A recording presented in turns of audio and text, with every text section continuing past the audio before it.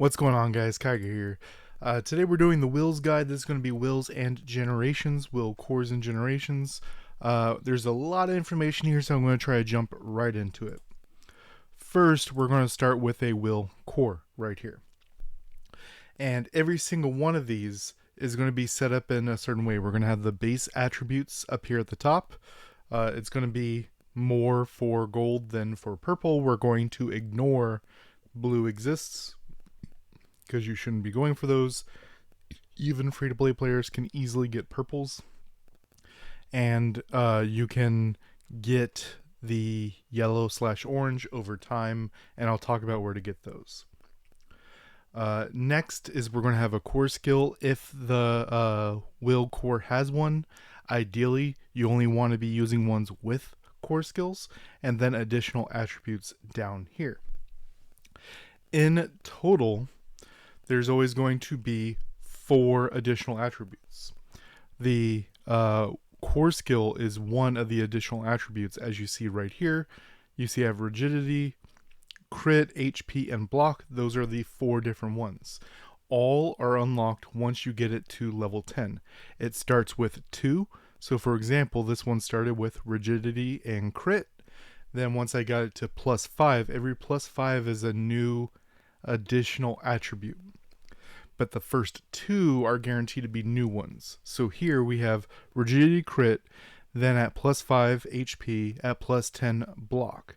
Then you see the numbers on the left, which are color coordinated by how rare/good the stat is, plus how many rolls that you have of it.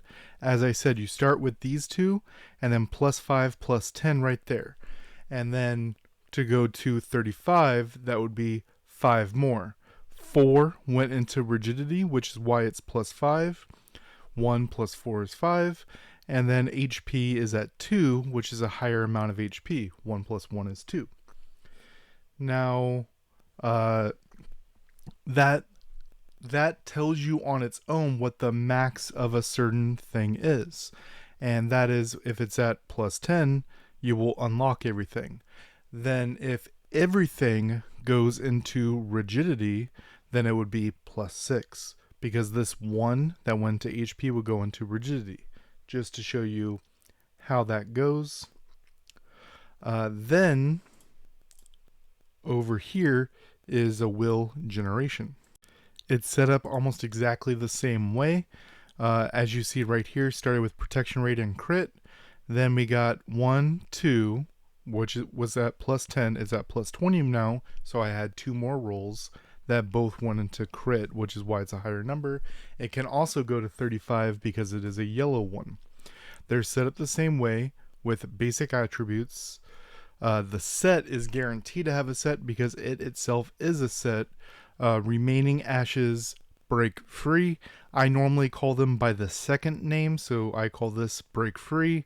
I have seen people use the name remaining ashes, but I think it's pretty common to use the second part of the name.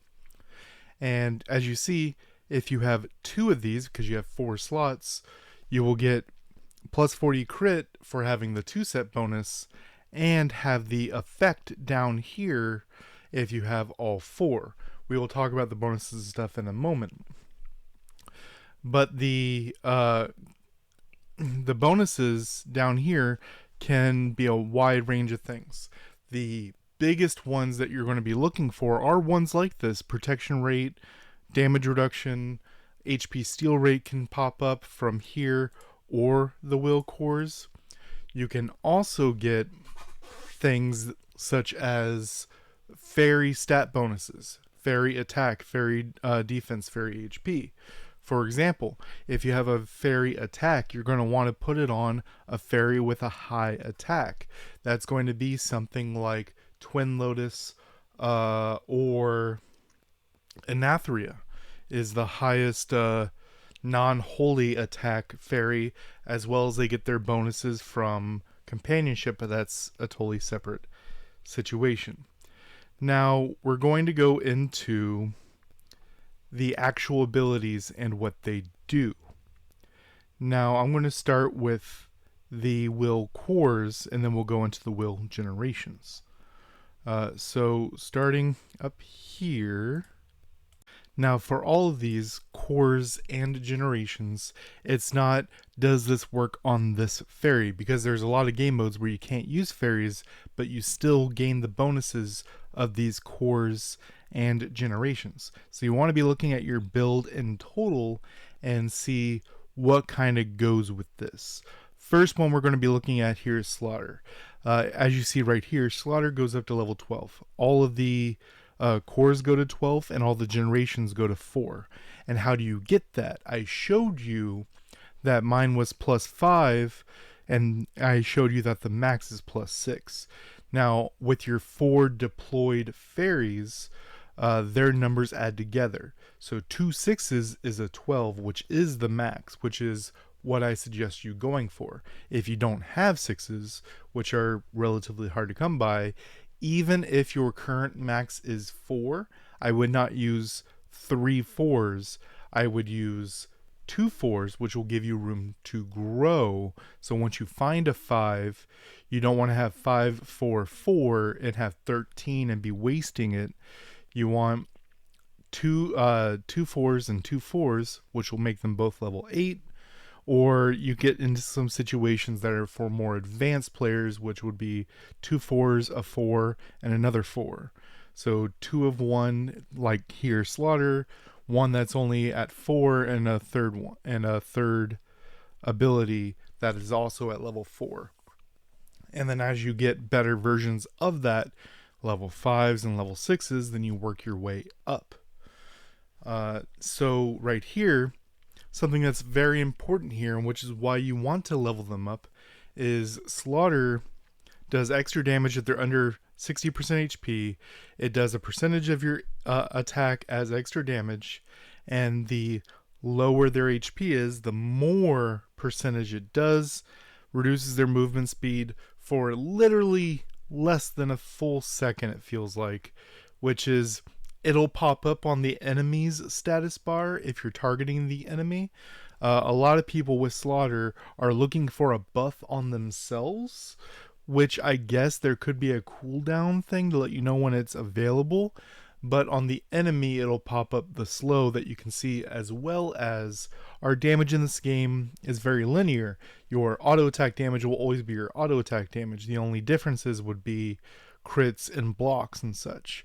But if you're just doing white number damage, it's always going to be the same number. When you have something that triggers like this, it'll be easy to tell it's happening and easy to tell the amount that it's happening. Now this is deal extra damage, additional damage. And why that's so important is this takes into account crits. It takes into account adventure damage increase. Things like this. It's always going to be very powerful in PvP because you can get people under 60% fairly quickly, and then you will do a massive amount of damage. Now what's important here is, as we see, the percentage you are dealing is scaling up, but also a very important thing to notice, it starts with a 15-second cooldown, as we see on the right in the green, but if you max it right here at level 12, it's a 8-second cooldown, which means you're going to be dealing a lot of damage very quickly. Then we go on to Fierce Attack. Let me pull up my notes here. Mantra, Fighting Will, Fierce Attack. So, Fierce Attack, normal attack or skill 3 times, deals damage equal to a percent of their current HP. And gives you damage dealt for 5 seconds. Now, notice it has a 20-second cooldown over here on the right, but I like to look at the important numbers to me. It lasts for 5 seconds. 20-second cooldown. That's a 25% uptime, right? Down here, after you get to 11, it's 5 seconds with a 15-second cooldown. So a third uptime, which is a lot better, right? Now, something to notice is this deals current HP. So it's going to deal more damage the higher HP the target is. The lower they are, it's not really going to deal much damage at all. This is really great in something like elemental realms that don't lose HP or other bosses like that. It is good in guild boss because it keeps its HP for a long time. It can be good in PvP in some situations for a burst build because of this 57% damage increase for 5 seconds, as long as you're timing this correctly. Slaughter far and away is better than this in most situations, I believe, but putting them together can be very good. And as I said, bosses that don't lose HP, so this is always 21% of their current HP, which is max, but it scales based on your attack, so obviously you want higher attack. Everyone wants higher attack, period.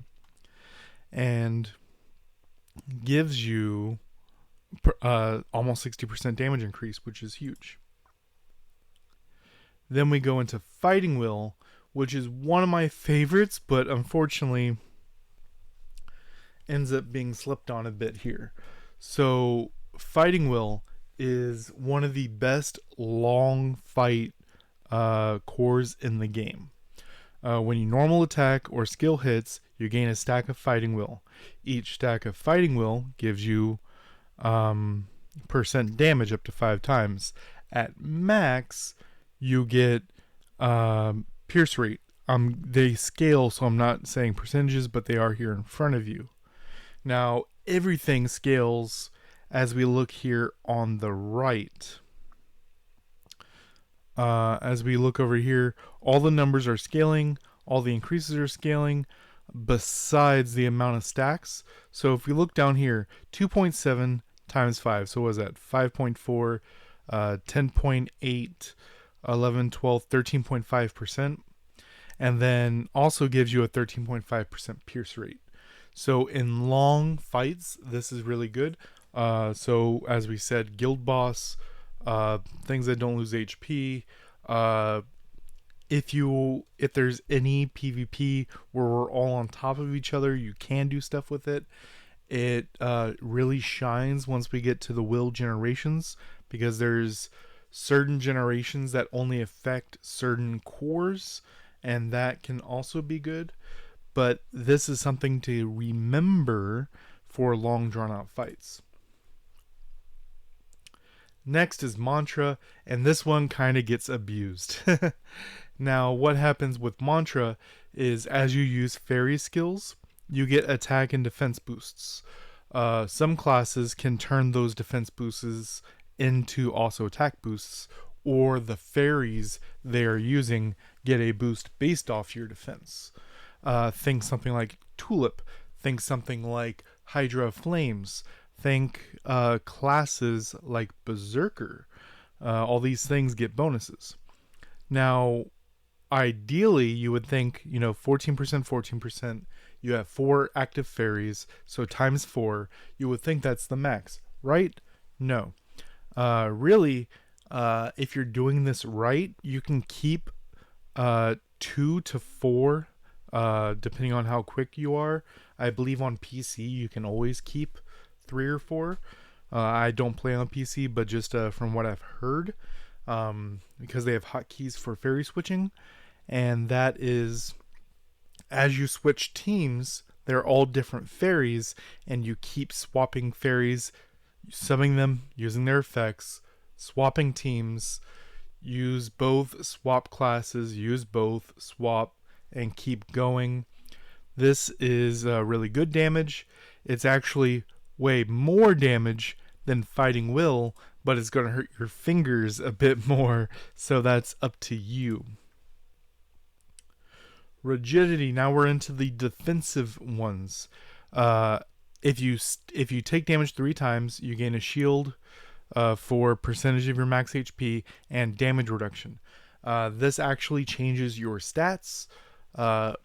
Now, what's interesting here is it says takes damage, but you don't actually have to take the damage. You just have to be hit. So if you are invulnerable, then this counts, as well as if you already have a shield, that shield does take damage. So this is a great defensive one to use, but a lot of people usually take God Bless instead. One, because it increases your stats themselves, or we do a mix, like I said before. A pretty generic one that people use all the time in PvP is 2 Slaughter, 1 God Bless, 1 Rigidity. And that's Rigidity helps God Bless stack up. Rigidity is for that early burst shield, and then God Bless takes over afterwards, because as we see right here, every 2 seconds you get a stack, and then that gives you block and tenacity and protection rate. Stacks up to 5 times. When you're at max stats, you get damage reduction. Add here 20% damage reduction. This stacks with the other one, but this takes time to stack up. So you need, what is that, times 5? So a 25% block, 25% tenacity, 12.5% protection rate, and then 20% damage reduction is monstrous. There's also going to be a will generation that's going to give a lot of bonuses. Nightmare. Nightmare is one of the main things. I did a build a long time ago called the Whale Killer, and that was focused on something like Nightmare. You can still do this, it's just a little bit harder right now.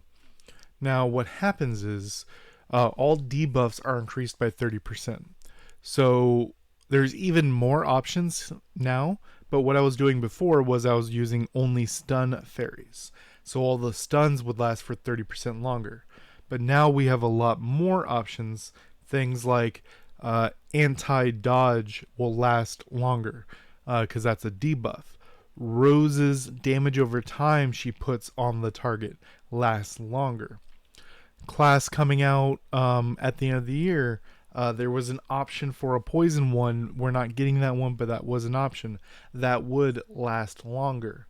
Debuffs from your classes, slows, things like that last longer. So that's very, very good. And then you randomly have a 25% chance to gain extra attack for 6 seconds. This would have been really nice if it scaled a bit as we went up to, like, I don't know, 33% at least. But the cooldown on it does go down. Now this cooldown is, you will see there's a not hyphen but a semicolon right here. These are 2 separate effects. Duration of debuffs plus 40% is just always. Also, when you cause a debuff, there's a 25% chance to get the bonus attack. So you build Nightmare for the 40% with the added benefit of sometimes you will deal more damage. Instinct, this one we've tried doing some combos with, but it's just not good. When you use a dodge, you heal max HP and gain immunity to knockups and knockbacks. What I was doing with this was on Judge, because Judge's main issue is getting stunned, knockup, knockback, canceling skills early, things like this. And the idea would be you dodge, instinct, gain that extra HP, which is, relevant, but also immunity to knockup, knockback, so you can go tornado, do all your skills. This theoretically would be better now that we have guild skills, because there's one that gives you bonus damage when you dodge. So this would all work together pretty nicely. Also, you would imagine this would work really well with something that can dodge more often, such as Wind Chaser, but it just doesn't work because of the long cooldown. If the cooldown was shorter, then we could see this as fringe uses for healing, but doesn't really work well. What is nice is this is a non-lifesteal heal, which keep that in mind. That will come into play later once we get to the generations. We are done with all of them. Now on to the generations.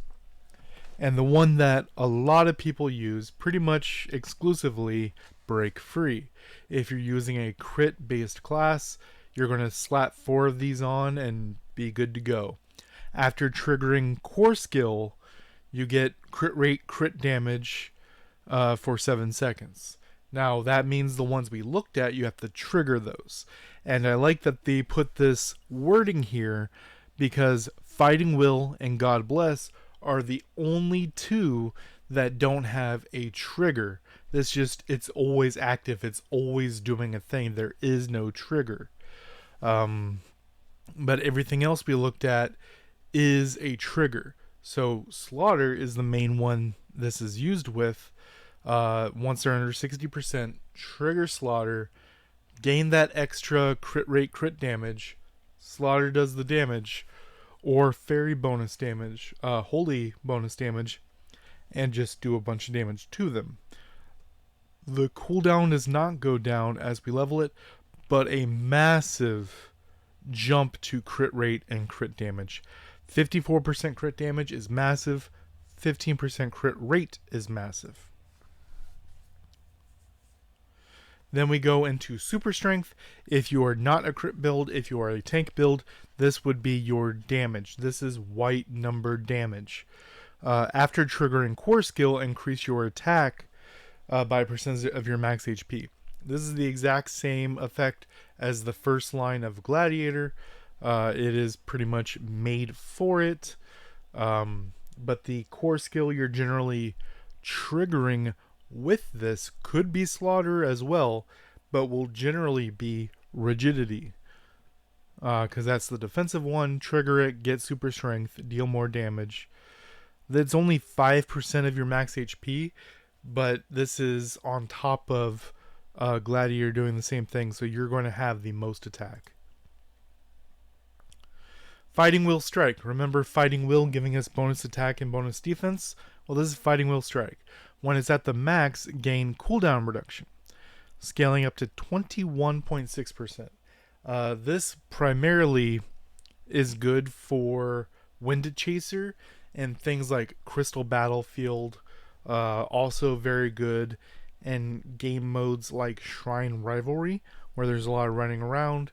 The cooldowns are very, very good. You have a lot of trickery you can do there, as well as your Scatter Shot, which after you use a skill, then your all of your skills change your second skill for Wind Chaser, and that second skill will do more damage based on your cooldown reduction. So you're going to get some bonus out of that as well. It's pretty good for them, but outside of that, this can also be a good setup for Guild Boss. God Bless Heal. This is a PvP staple for tanks or semi-tanks. When God Bless stacks to the max, gain % healing bonus. This is from all healing sources. Meanwhile, the Life Steal, which Life Steal doesn't exist in the game, it's HP steal rate, which is different. I checked my stats video. That other players generate through you minus 60%. So gladiators and lancers have HP steal rate, a bunch of it, so you'll be able to cut that down by 60%, but you are increasing your healing by 30%. That's including HP steal rate from you. Sprout of Flower. Flower Fairy's skill cooldown is increased by 10%, damage increased by 82%.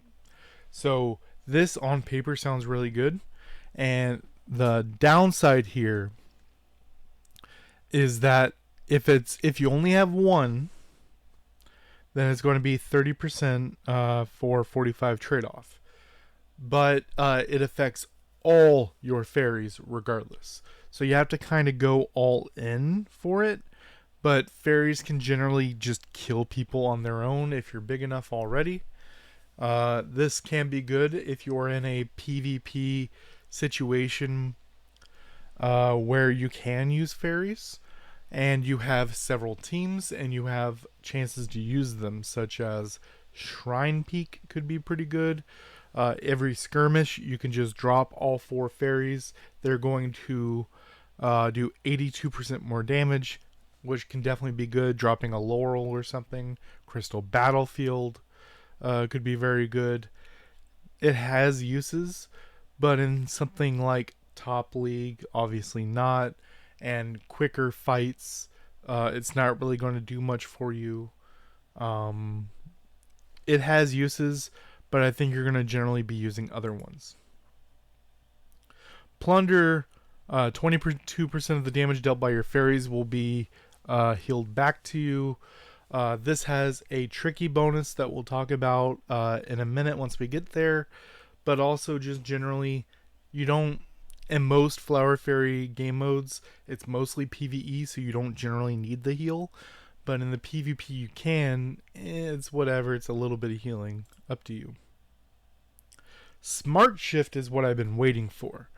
When regenerating HP through non-lifesteal way, additionally gain protection rate and defense for 6 seconds with a 10-second cooldown. 60% uptime. It counts the Plunder heal. It counts the heal that we got earlier from the dodge heal.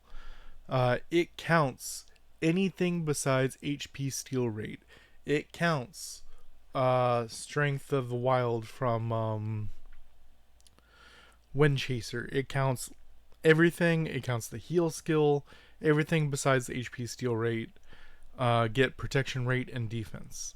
Now, you're only really going to be doing this if you're also doing God Bless for those flat stats, but that could be a lot of defense. Soul Hunt, this is one that I like a lot. Increase damage dealt to enemies that are slowed, immobilized, or stunned by roughly 30%. This is always really, really good. It's always flat extra damage, especially for classes that have a bunch of slows and such as Judge. Priest can use this as well because they have the Tenacity Ball. They also can grab Frostworm from Judge. Fairies can do this bonus as well, give you tons of bonus damage. It's also great on Lancer, Gladiator, all these things. The downside is ones that can't be slowed, immobilized, or stunned, such as some players that have, the anti-knock-up, knockback. Some bosses can't be affected by things like this, so you have to be careful, but in general, it's a very good damage. Fast speed, more movement speed after dodge, 35% movement speed for 3 seconds after dodge. This ends up not really working because after you dodge, there's like a minute, like 0.2, 0.3 second of kind of recovery from the dodge. So with a effect this low, 3 seconds, it's not really doing anything for you. Vigor, dodge cooldown minus 40%. Minus from the sneaky thing I'm going to show you in tomorrow's video that people have been abusing. Minus that one instance, this is generally not great. It's a 5-second cooldown normally. This makes it a roughly 3-second cooldown, which does give you more dodges, but in general just isn't going to help you.